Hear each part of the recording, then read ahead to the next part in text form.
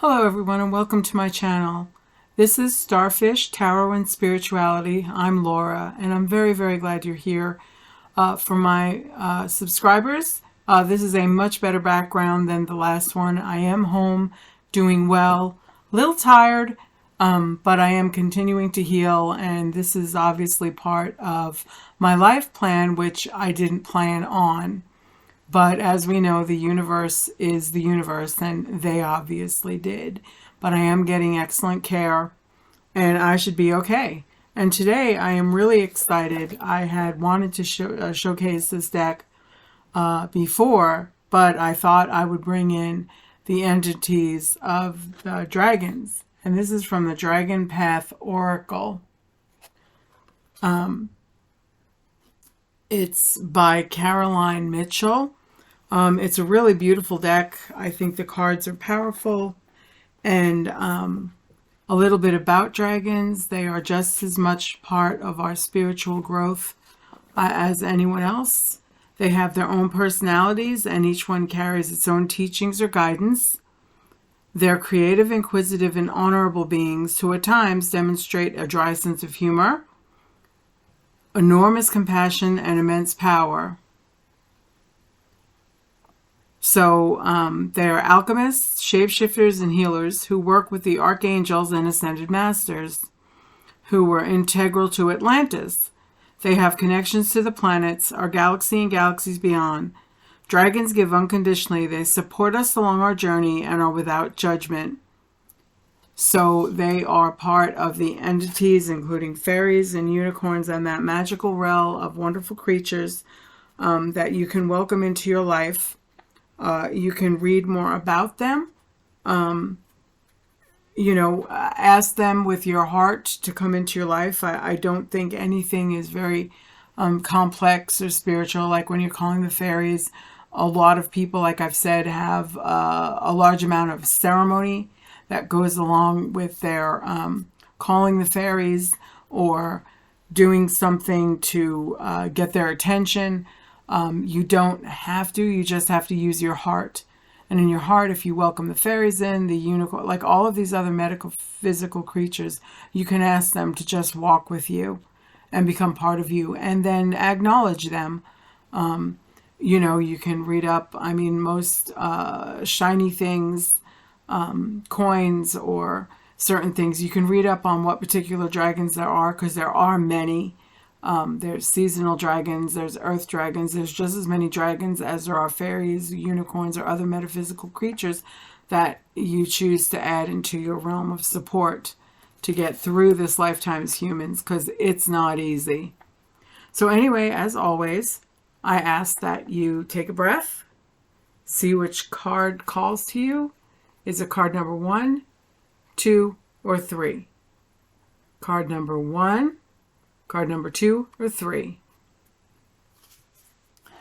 Okay, card number 1, Delphin.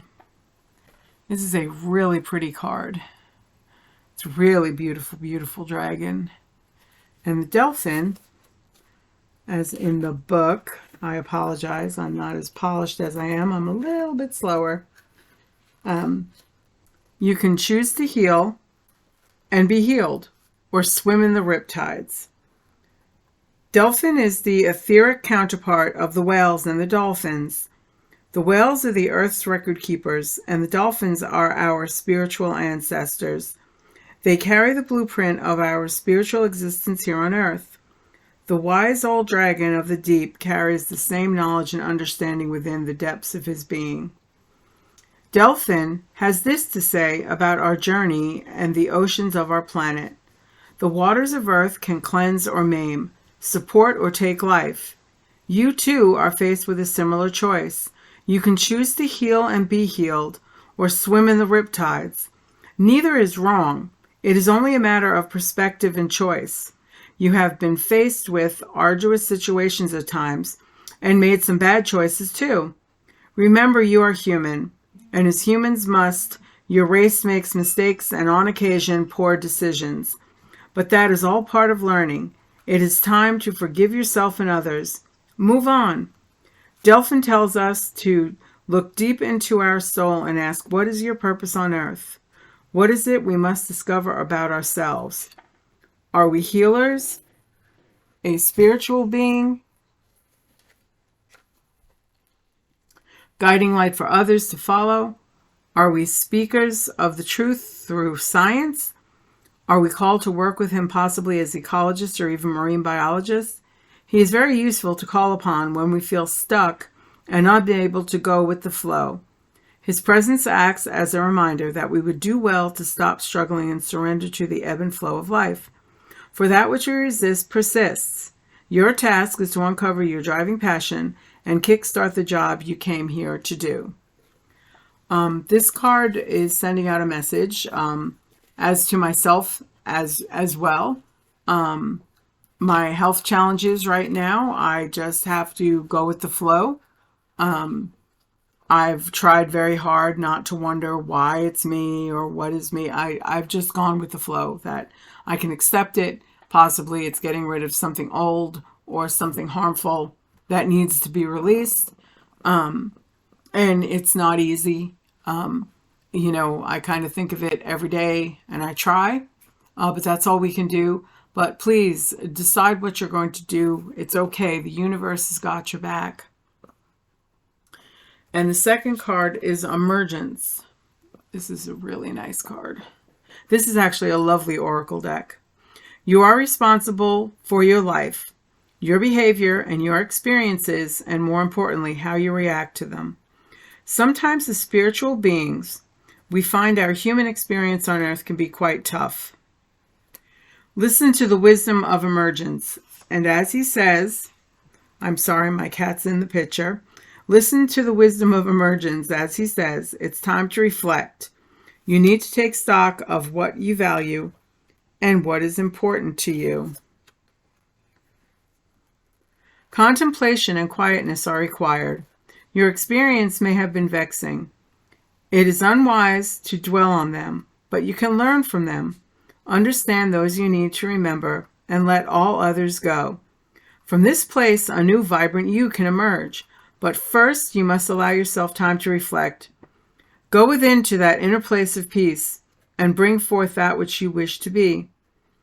This dragon appears when we need to take a long, hard look at ourselves and how we live, what we do, and more harshly, our behavior. None of the dragons are a pushover. They all demand that we take stock of ourselves, stop kidding ourselves, and are openly honest. And emergence is no different. He gets straight to the nitty-gritty and informs you that you are responsible for your life, your behavior, and your experiences, and more importantly, how you react to them. Grit and determination are the order of the day when this powerful dragon finds its way into your cards. He finishes with, remember, you are safe with me. Your fears are nothing but paper tigers and figments of your imagination. Allow me to guide you as you find your balance and carve a new path. This is a lovely oracle deck. I think a couple of these cards, like I said, are speaking to me as well. And the last card is one of my favorites in any deck that I encounter, grace. And I am always telling people to grant yourself some grace when things are crazy, when you have not done everything you wanted to do. Please grant yourself grace and just go with the flow. And Grace has said, you are more than you can possibly imagine. This dragon flies into our lives when we have been or are struggling with self-worth, self-respect, and self-love issues, or when we have been neglecting ourselves. It's time to look at ourselves and discover who we truly are. We are magnificent human beings who need to find ways to let go of our self-imposed limitations and self-limiting beliefs. Grace's words are simple. Stop it now. You are more than you can possibly imagine. You can achieve so much more than you foresee. Believe in yourself. Push the boundaries of your self-imposed limits. If you don't try, you will never know how successful you can be. And if you perceive that you have failed, remember there is no such thing as failure, only an experience to learn from. Try again. Dragons have an issue with the word love because we continually misuse it. So they have opted instead for grace. which they tell me is more encompassing and authentic. Grace is a deep acceptance of all that is within and without us. It means the end of struggle through embracing the whole of us as we truly are. And this is one of my favorite cards, and I am always telling people to grant yourself grace. I remind myself to grant myself some grace when I have a list of 500 things I'd like to accomplish for the day. I'm going to do this or I'm going to do that. And I end up honestly just sometimes sitting and meditating, or I don't get done what I need to get done. I procrastinate a little bit, or, I kind of avoid whatever it is. But it is important to grant yourself grace and love. You have to love yourself. And if you don't get done what you have to do, that's fine. If you had 500 plans and you managed to get up off the couch and do a dish, then you've accomplished something for the day. That's all you were supposed to do. Because remember, other cards have advised us that all work and no play make us dull. So you may not be the dynamic duo or the dynamo for the day, but please know that you can be that tomorrow. You can be that tomorrow. You can do what you need to do tomorrow. There's always tomorrow. But please grant yourself grace. And if you find yourself getting stuck, remember those words. You're responsible for your actions. So you can decide. You can even make a list, in all honesty. Make a list of everything that you would like to accomplish in a week or a day. Just make a list. And what you can do is, when you're feeling a little bit energetic, cross something off the list. Look at the list and do something. It doesn't even have to be in order. If you have 20 things, you can pick number 18. That looks good. Accomplish that. And you've accomplished something for the day. So in doing so, you're granting yourself grace. This was all I could do today. And accept that as it is. Because the universe has your back. And the more entities of light and love that you bring into your world, the easier it's going to be. You'll start to find that basically you're here in this world, but you have almost a foot in the other world. Like you're definitely observing and not absorbing. It's kind of like you're here, but you're just going with the flow of the universe. It makes this human existence a lot easier for our spiritual selves. And I'd like to thank the new subscribers. I really would. Please give a thumbs up, a like, and a share. Ring the bell to get notified of other videos that I'm going to be putting up. And I wish everybody, as always, the brightest blessings for everything wonderful. Please just hang in there. It's going to be a comic show for the next 2 years, generally. But in the end, it's going to pay off. 2024 is going to be so interesting. And I would encourage you to find some of the other readers and what they're doing. But please just hold on and don't get upset about things. It's all working out according to the universe. And, just enjoy the show. It's going to be good. So have popcorn and a drink ready at various times. And make sure you go about your life and don't become part of everything else. It's very important. I know I said it, but I'll say it again. Observe. Do not absorb.